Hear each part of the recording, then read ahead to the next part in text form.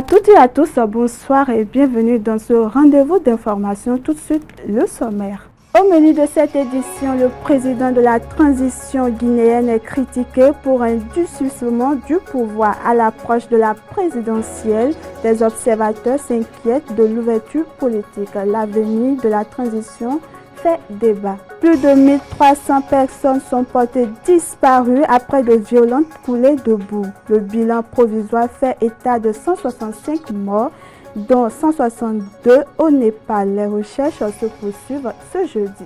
Visée par des sanctions américaines, la Cour pénale internationale monte au créneau. Sa présidente Tomoko Akane dénonce les mesures et défend l'indépendance de la Cour. Mesdames et messieurs, bonsoir et bienvenue dans ce journal. En Guinée, le président de la transition Mamadi Doumbouya est au cœur des critiques de certains observateurs qui constatent un durcissement du pouvoir à ces derniers temps. À l'approche de la présidentielle, cette évolution alimente les inquiétudes sur l'ouverture politique et l'avenir de la transition dans le pays. Plus de détails dans cet élément. Nouvelle tension diplomatique entre la Chine et l'Eswatini.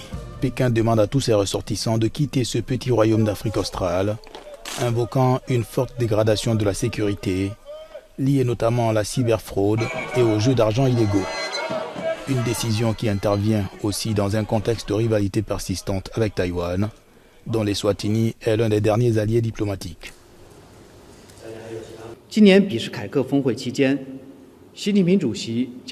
L'Eswatini est confronté à une situation sécuritaire complexe, à une recrudescence des fraudes dans les télécommunications et des jeux d'argent en ligne, ainsi qu'à des risques extrêmes élevés pour la sécurité. La publication d'avis aux voyageurs est une pratique courante dans le monde entier. Fidèle à une approche centrée sur les personnes et à une diplomatie au service du peuple, nous ferons tout ce qui est nécessaire pour préserver la sécurité ainsi que les droits et intérêts légitimes des citoyens chinois à l'étranger.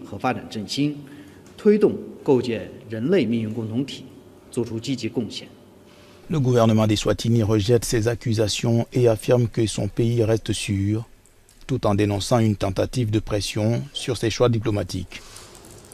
Dans un autre registre, au Gabon, le procureur général près la cour d'appel de Libreville, Eddy Narcisse Minang, a été révoqué de ses fonctions et est accusé de malversation financière et d'interférence dans des procédures judiciaires. Cette décision intervient alors que les autorités gabonaises affichent leur volonté de renforcer la discipline au sein de l'appareil judiciaire. Le reportage. Parfait inconnu il y a moins d'un an, Eddy Narcisse Minang s'est révélé aux Gabonais lors du procès de Bongo en novembre dernier. Il défendait l'État avec beaucoup de zèle. Ses envolées lyriques ont marqué les esprits. Il avait requis 20 ans de réclusion criminelle contre l'épouse et le fils d'Ali Bongo, jugés par contumace pour détournement des fonds publics. Ces réquisitions étaient presque suivies à la lettre par le juge. Sitôt cette heure de gloire passée, Eddy Narcisse Minang est tombé en disgrâce. Il y a 2 mois, il a été suspendu de ses fonctions de procureur général par le ministre de la Justice. En cause, des accusations de malversation financière et d'interférence judiciaire. Mardi, le conseil de discipline du Conseil supérieur de la magistrature a donné un coup très dur à sa carrière après avoir prononcé sa révocation. Cependant, une source proche du dossier précise que le désormais ancien procureur général a 15 jours pour faire appel devant le Conseil d'État. Plusieurs autres magistrats ont été suspendus avec incidence sur leur salaire, une très grande première dans le pays. Autre information à présent, le Premier ministre français de l'Intérieur, Sébastien Lecornu, est en déplacement à Mayotte depuis mercredi pour 2 jours. Au cours de cette visite, il s'est penché sur la lutte contre l'immigration clandestine et la reconstruction de l'archipel du Remont touché par le cyclone Chido. Le ministre a notamment proposé de revoir la gouvernance de la reconstruction, une annonce qui a provoqué la colère d'une députée mahoraise. Extrait de reportage à suivre. Il est venu apporter des solutions. Sébastien Lecornu a entamé mercredi une visite de 2 jours à Mayotte. 1 an et demi après le passage du cyclone Chido, qui avait dévasté l'île et fait au moins 40 morts, le Premier ministre juge la reconstruction trop lente et veut mobiliser les acteurs locaux. Si je ne remets pas en cause les engagements de l'État qui ont été pris par mon gouvernement ou les gouvernements précédents, je vais peut-être vous faire des propositions d'inflexion dans la gouvernance de tout cela, dans la manière de travailler. Parce que si ça n'avance pas, c'est qu'il y a forcément une raison. Cette année, moins de 12% du budget prévu pour la reconstruction de l'archipel a été engagé. Alors Sébastien Lecornu veut donner à chaque projet un responsable, une date et un résultat vérifiable. Une démarche qui a provoqué la colère d'Estelle Youssoufa, députée de l'archipel. Que font les services de la préfecture à Mayotte? Quand vous dites à quoi on paye tous ces fonctionnaires s'il faut que le Premier ministre vienne lui-même inspecter la virgule dans un dossier? Autre sujet pour le Premier ministre, entouré de 6 ministres dont ceux de la Défense et de l'Intérieur, la lutte contre l'immigration illégale, une lutte qui pour lui doit passer par une plus grande militarisation. Ce que nous allons assumer à très court terme, c'est d'employer de la haute technologie militaire, ballons statiques de surveillance, comme on le ferait sur des zones parfois de conflits difficiles, pour faire du renseignement. Et pour faire pression sur les pays voisins, point de départ des migrants, Sébastien Lecornu veut conditionner l'aide au développement versée par la France à une meilleure collaboration dans la lutte contre les passeurs et leur capacité à reprendre les étrangers en situation irrégulière. Une solution considérée comme de la communication politique par Estelle Youssoufa, qui rappelle que cette conditionnalité des aides existe déjà et ne produit selon elle pas d'effet.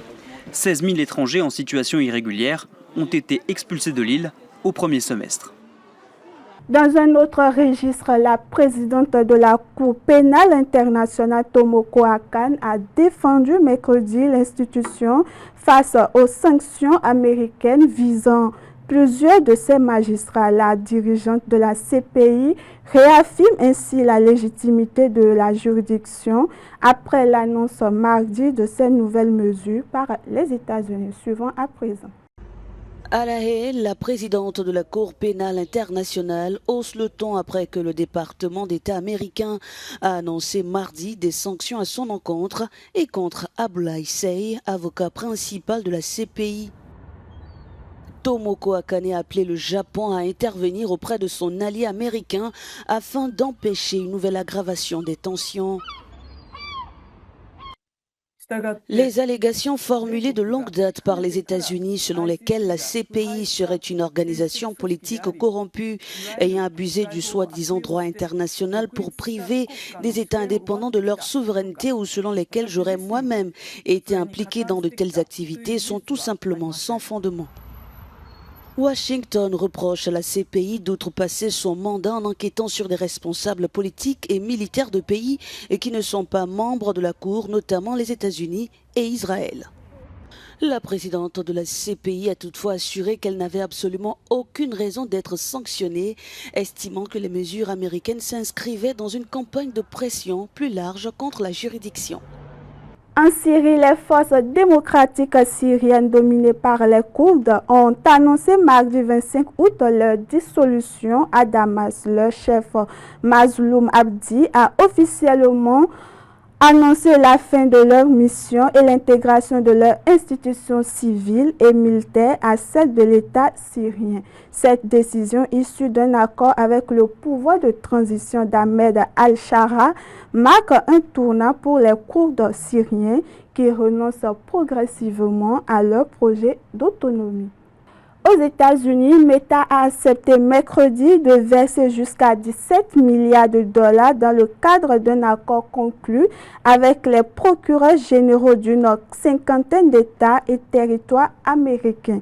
Le groupe s'engage également à renforcer les restrictions sur l'utilisation d'Instagram et Facebook par les adolescents. Cet accord intervient en plein procès et est déjà comparé au règlement historique imposé aux cigarettiers américains en 1998. Le reportage. Dernière fois, l'équipe juridique de Meta arrive au tribunal d'Auckland. La maison mère de Facebook et Instagram s'apprête à conclure un accord avec une quarantaine d'États américains, montant total près de 17 milliards de dollars. Il s'agit d'une victoire significative pour les familles à travers le pays, pour les parents, les enfants, pour ceux qui souffrent en silence ou publiquement. Au lieu de nous embourber dans des années de procès et d'appels, nous avons obtenu les changements que nous voulions. D'ici quelques mois, un adolescent vivant dans un État concerné ne pourra pas utiliser Instagram et Facebook plus de 2 heures par jour en cumulé. Impossible aussi d'accéder à ces réseaux sociaux entre minuit et 6 heures, à l'exception des messageries. Les notifications seront également désactivées pendant la nuit et les heures de cours. Enfin, l'entreprise masquera les compteurs de likes et désactivera les filtres imitant la chirurgie esthétique. Des changements destinés à limiter l'addiction des moins de 18 ans aux réseaux sociaux. De nombreux parents accusaient la société de Mark Zuckerberg de miner la santé mentale de leurs enfants, à l'image de Victoria Hinks, dont la fille Alexandra s'est suicidée à l'âge de 16 ans. L'accord ne va pas me rendre ma fille, mais il va envoyer un message puissant. Ils rendent volontairement ces choses très addictives, car c'est leur modèle économique. Leur but, c'est que les gens restent en ligne, pas qu'ils se déconnectent. C'est pour ça que nous avons besoin de lois. Des accusations contestées par le groupe qui affirme que l'accord ne constitue pas une reconnaissance de responsabilité. Les contraintes pourront encore se durcir si Snapchat, TikTok et YouTube, principaux concurrents de Meta, se soumettent aux mêmes règles. Dans un autre registre, la Chine a appelé ses ressortissants à quitter immédiatement les Swatini en Afrique australe en raison des risques pour leur sécurité. Pékin justifie cette décision par la situation dans ce pays qui reste le dernier allié diplomatique de Taïwan sur le continent africain. Cette nouvelle alerte intervient au fond des tensions persistantes entre Pékin et Taipei. Suivant à nouveau. Nouvelle tension diplomatique entre la Chine et les Swatini. Pékin demande à tous ses ressortissants de quitter ce petit royaume d'Afrique australe, invoquant une forte dégradation de la sécurité, liée notamment à la cyberfraude et aux jeux d'argent illégaux. Une décision qui intervient aussi dans un contexte de rivalité persistante avec Taïwan, dont les Swatini est l'un des derniers alliés diplomatiques.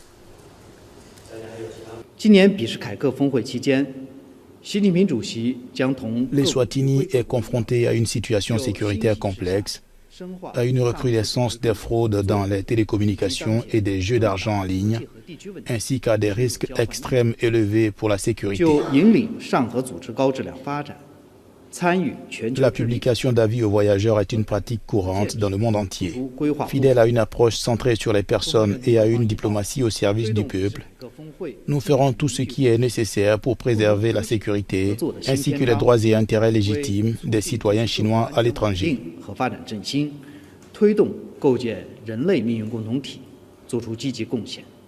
Le gouvernement des Swatini rejette ces accusations et affirme que son pays reste sûr, tout en dénonçant une tentative de pression sur ses choix diplomatiques. Dernière information pour boucler cette édition, plus de 1300 personnes sont toujours portées disparues ce jeudi après de violentes coulées de boue qui ont frappé mercredi plusieurs vallées du Népal et du Tibet chinois. Le bilan provisoire fait état d'au moins 165 morts, dont 162 au Népal et 3 en Chine. Les recherches se poursuivent pour tenter de retrouver les disparus. Suivons ensemble. Plus de 1300 personnes sont toujours portées disparues ce jeudi après les coulées de boue qui ont frappé mercredi les vallées du Népal et du Tibet chinois.